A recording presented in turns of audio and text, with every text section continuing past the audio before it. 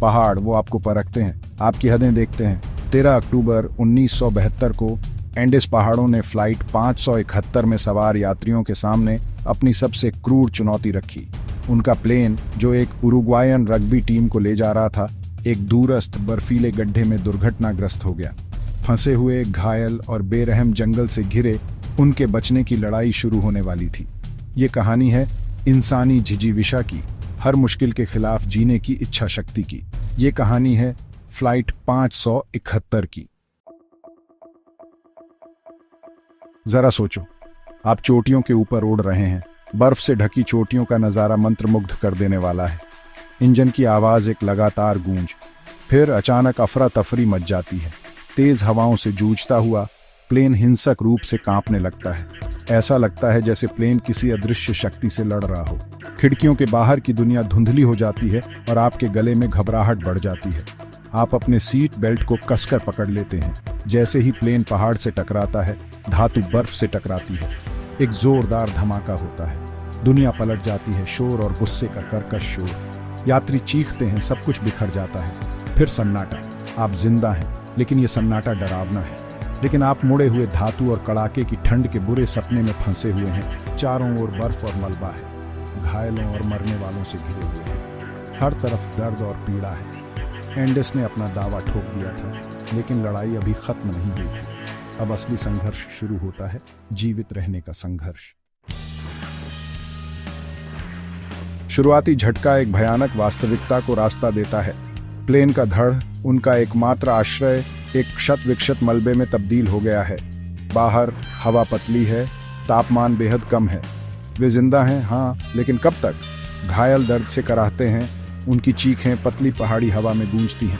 आशा की एक किरण, एक रेडियो जिंदा होता है। विशाल जंगल में एक हल्की सी उम्मीद। लेकिन जैसे जैसे घंटे दिनों में बदलते हैं, सिग्नल फीका पड़ जाता है, साथ ही उनके जल्दी बचाव की उम्मीदें भी। वे पूरी तरह से अकेले हैं। अध्याय 3, मौसम के खिलाफ। एंडेस कोई दया नहीं दिखाते। हर दिन मौसम के खिलाफ एक लड़ाई है। तेज हवा उनके कम कपड़ों को चीरती है, बर्फ लगातार गिरती रहती है, मलबे को एक मोटे सफेद कफन में ढक देती है। मलबे से बचा हुआ खाना हर गुजरते दिन के साथ कम होता जाता है। भूख उनके पेट को कुतरती है, एक निरंतर दर्दनाक साथी। वे टुकड़ों के लिए खोजबीन करते हैं, कीमती पानी के लिए बर्फ पिघलाते हैं। उनके शरीर मानव सहन शक्ति की सीमा तक धकेल दिए जाते हैं, लेकिन जीने की इच्छा एक हताश आशा से प्रेरित होकर तेज होती है। अध्याय 4, असंभव फैसला। ये कहानी उन लोगों की है जो एक कठिन परिस्थिति में फंस गए हैं, जहां हर दिन एक नई चुनौती लेकर आता है। दिन हफ्तों में बदल जाते हैं, समय जैसे थम सा गया है और हर गुजरता दिन उनके लिए एक नई परीक्षा है। आशा, जो कभी टिमटिमाती लौ थी, पूरी तरह से मरने की धमकी देती है। हर गुजरते पल के साथ उनकी उम्मीदें धुंधली होती जा रही हैं। उनकी स्थिति की भयानक वास्तविकता सामने आती है। उनके पास खाना खत्म हो गया है और अब उनके पास कोई विकल्प नहीं बचा है। उनके शरीर जवाब दे रहे हैं।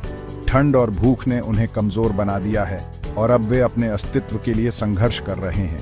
एक भयानक फैसला लेना होगा। यह फैसला उनके जीवन और मृत्यु के बीच का अंतर हो सकता है। जीवित रहने के लिए उन्हें गिरे हुओं का मांस खाना चाहिए। यह एक ऐसा कदम है जो उनके नैतिक मूल्यों के खिलाफ जाता है। यह एक ऐसा फैसला है जो हर मानवीय प्रवृत्ति के खिलाफ जाता है और उन्हें अंदर से तोड़ देता है। लेकिन उनके पास कोई और विकल्प नहीं है। एक ऐसा फैसला जो हताशा और जीने की मूल आवश्यकता से पैदा होता है।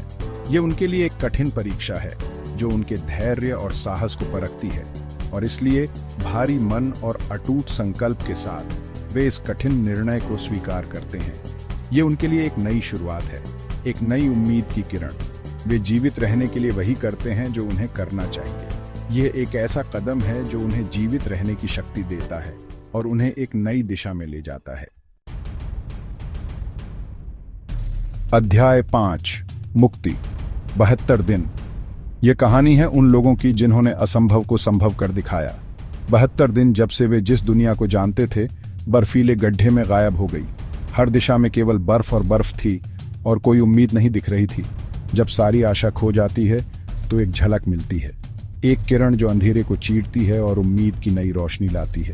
दो व्यक्ति, नंदो पेराडो और रॉबर्टो कैनेसा, कमजोर लेकिन दृढ़ निश्चयी पहाड़ों से निकलते हैं। उनके कदम डगमगाते हैं लेकिन उनका हौसला अडिग रहता है। उन्होंने 10 भीषण दिनों तक ट्रैकिंग की थी, केवल इच्छा शक्ति और मदद मिलने की हल्की सी उम्मीद से निर्देशित। हर कदम एक संघर्ष था, हर सांस एक चुनौती। उनकी कहानी किसी चमत्कार से कम नहीं है।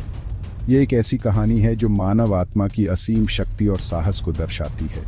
अंत में अकल्पनीय कठिनाई के 72 दिनों के बाद दुनिया को फ्लाइट 578 के बचे लोगों के बारे में पता चलता है। ये खबर सुनकर लोग भावुक हो जाते हैं और उनके साहस की सराहना करते हैं। बचाव हेलीकॉप्टर आते हैं।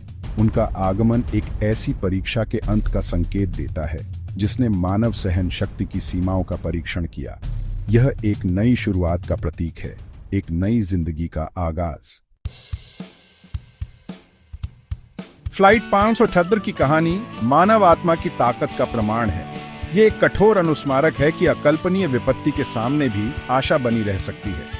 फ्लाइट 578 के बचे लोगों ने मौत का सामना किया और हमेशा के लिए बदल गए, लेकिन जिंदा रहे।